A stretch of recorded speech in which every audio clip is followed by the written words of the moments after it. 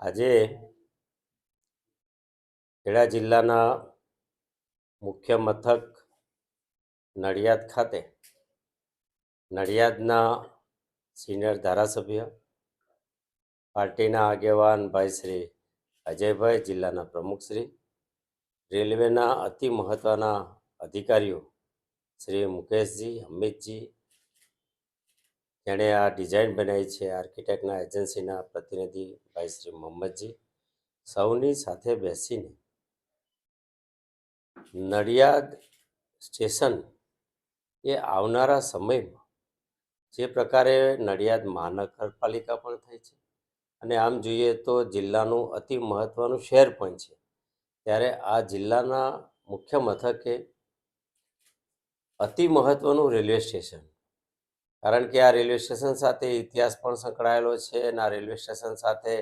સરદાર સાહેબની જન્મભૂમિ ઉપરાંત આંદોલનની પણ આ ભૂમિ સાક્ષી રહી છે. ધાર્મિક નગરી કહીએ તો મધ્ય ગુજરાતમાં ડાકોર, આગવેલની વાત હોય કે વડતાલ સ્વામિનારાયણ મંદિર જેવા અતિ પવિત્ર સ્થળો રહ્યા છે, ત્યારે મોટા ભાગે સમગ્ર દેશ અને દુનિયાના પ્રવાસીઓ, યાત્રાળુઓ અને હરિભક્તો આ સ્થળે આવતા હોય છે. ત્યારે અતિ આધુનિકવાળું રેલવે સ્ટેશન, જેને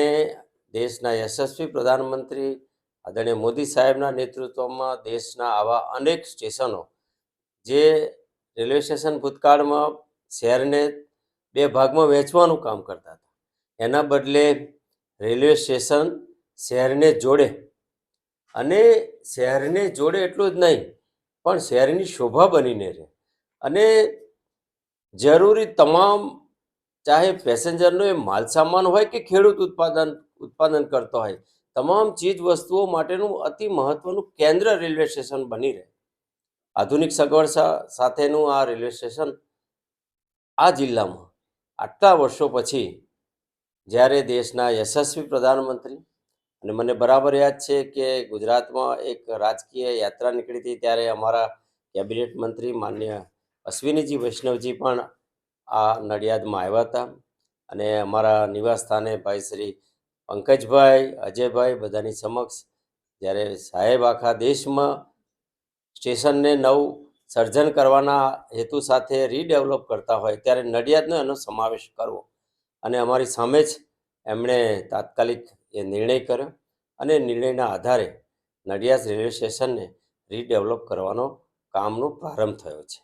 આ બ્લુ પ્રિન્ટ છે, આ કોઈ એવું પણ નથી કે આજે બોલ્યા એટલે આજે રેલવે સ્ટેશન તૈયાર થઈ જાય. જે સમય લાગવાનો હોય, કારણ કે આ કોઈ સામાન્ય કામ નથી કે બે ઈંટો મૂકીને કે રેલવે પોલ ઊભો કરવો એટલે આજે થઈ જાય. તમને આ તો તમારા સભામાં જવાબ આપું, એટલે ધીરજ રાખજો. અદ્ભુત કામ છે. ખેડા જિલ્લાના ઇતિહાસમાં પહેલીવાર 500 કરોડના પ્રોજેક્ટ સાથે આવું સુંદર કામ થતું હોય અને અતિ મહત્ત્વની શહેરની સમસ્યા કે જે પીચ પછી રોડ તરફનો આખો પશ્ચિમ વિસ્તાર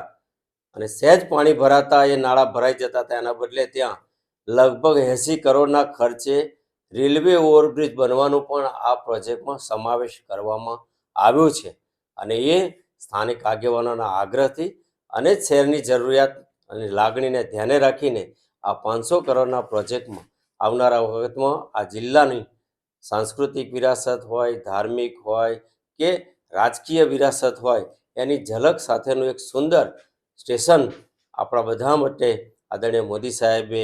આ નિર્ણય કર્યો છે. ત્યારે સ્થાનિક પ્રતિનિધિ તરીકે આદરણીય મોદી સાહેબની સરકારનો, આદરણીય મુખ્યમંત્રી ભૂપેન્દ્રભાઈ પટેલ સાહેબની સરકારનો અને સ્થાનિક હું એટલા માટે કહું કે અમારા વિભાગના જે કેબિનેટ મંત્રી છે આદરણીય અશ્વિનીજી વૈષ્ણવજીનો પણ હું ખૂબ આભાર માનું છું.